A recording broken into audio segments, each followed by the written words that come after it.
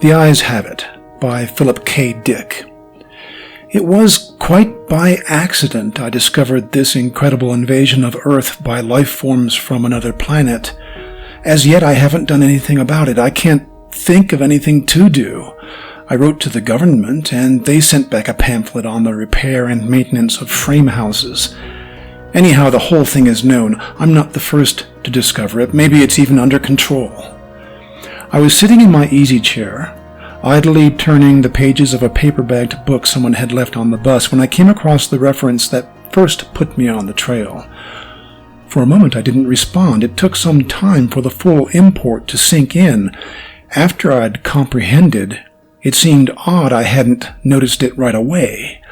The reference was clearly to a non-human species of incredible properties, not indigenous to Earth. A species, I hasten to point out, customarily masquerading as ordinary human beings. Their disguise, however, became transparent. In the face of the following observations by the author, it was at once obvious the author knew everything, and was taking it in his stride. The line, and I tremble remembering it even now, read, "His eyes slowly roved about the room." Vague chills assailed me. I tried to picture the eyes. Did they roll like dimes? The passage indicated not. They seemed to move through the air, not over the surface, rather rapidly, apparently. No one in the story was surprised. That's what tipped me off. No sign of amazement at such an outrageous thing. Later, the matter was amplified. His eyes moved from person to person. There it was in a nutshell. The eyes had clearly come apart from the rest of him and were on their own. My heart pounded, and my breath choked in my windpipe. I had stumbled on an accidental mention of a totally unfamiliar race, obviously non-terrestrial, yet to the characters in the book it was perfectly natural, which suggested they belonged to the same species. And the author? A slow suspicion burned in my mind. The author was taking it rather too easily in his stride. Evidently he felt this was quite a usual thing. He made absolutely no attempt to conceal this knowledge. The story continued. Presently, his eyes fastened on Julia.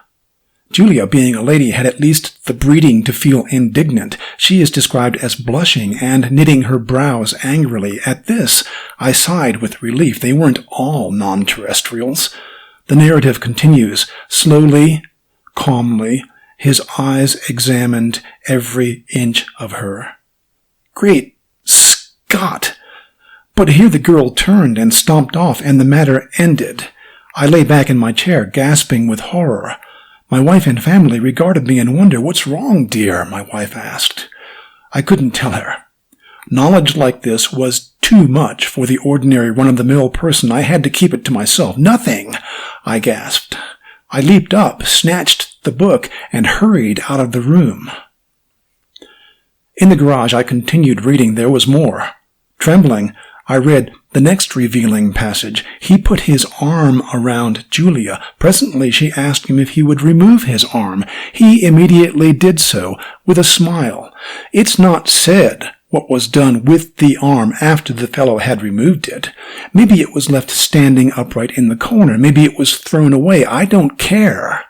In any case, the full meaning was there, staring me right in the face. Here was a race of creatures capable of removing portions of their anatomy at will, eyes, arms, and maybe more, without batting an eyelash. My knowledge of biology came in handy at this point. Obviously, they were simple beings, unicellular, some sort of primitive, single-celled things, beings no more developed than starfish. Starfish can do the same thing, you know. I read on, and came to this incredible revelation, tossed off coolly by the author, without the faintest tremor. Outside the movie theater, we split up. Part of us went inside, part over to the cafe for dinner. Binary fission, obviously, splitting in half and forming two entities. Probably each lower half went to the cafe, it being farther, and the upper halves to the movies. I read on, hands shaking. I had really stumbled onto something here. My mind reeled as I made out this passage. I'm afraid there's no doubt about it. Poor Bibney has lost his head again, which was followed by, and Bob says he has utterly no guts. Yet Bibney got around as well as the next person. The next person, however, was just as strange. He was soon described as totally lacking in brains. There was no doubt of the thing in the next passage. Julia, whom I had thought to be the one normal person, reveals herself as also being an alien life form, similar to the rest. Quite deliberately, Julia had given her heart to the young man. It didn't relate what the final disposition of the organ was, but I didn't really care. It was evident Julia had gone right on living in her usual manner, like all the others in the book, without heart, arms, eyes, brains, viscera, dividing up in two when the occasion demanded, without a qualm. Thereupon she gave him her hand.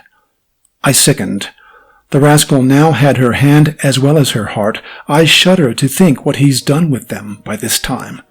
He took her arm.